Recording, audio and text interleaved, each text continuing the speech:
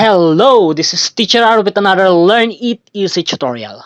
For today's video, I'm gonna show you paano mag-add, subtract, multiply, and divide ng mga integers.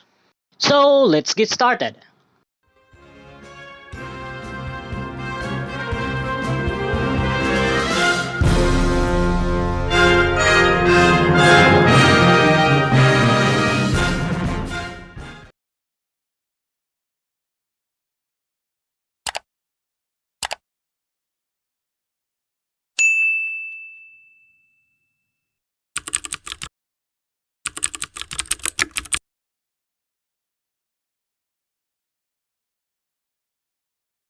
Karamihan sa mga exam ngayong katulad ng LET, Civil Service Exam, Entrance Exam, and DOST, may lumalabas na operations of integers.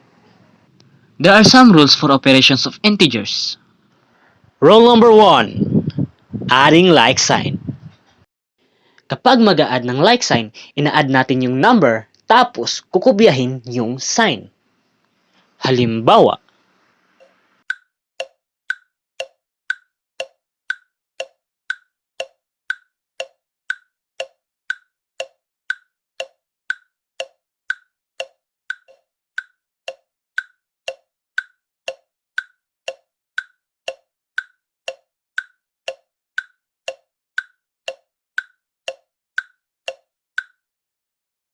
rule number 2, adding unlike sign. Kapag nag-add tayo ng unlike sign, nagsusubtract tayo. Halimbawa, kung ano yung sign ng may malaking absolute value, yun yung sign ng magiging result natin.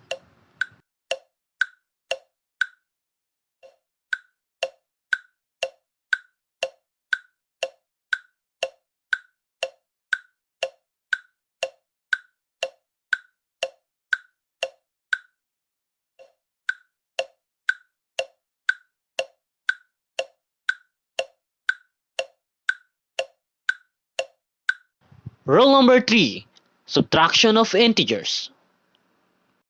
Kapag magsusubtract ng integers, we simply copy the first number, change the minus sign into plus, and also change the sign of the second number.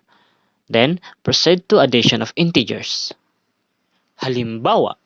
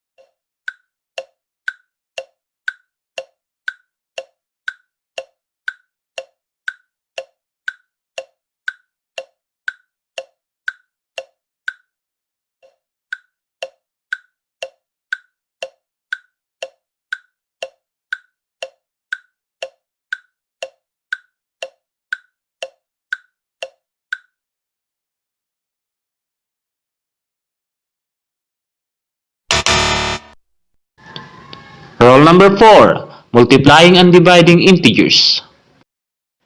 Kapag like sign, positive. Kapag unlike sign, negative. Halimbawa,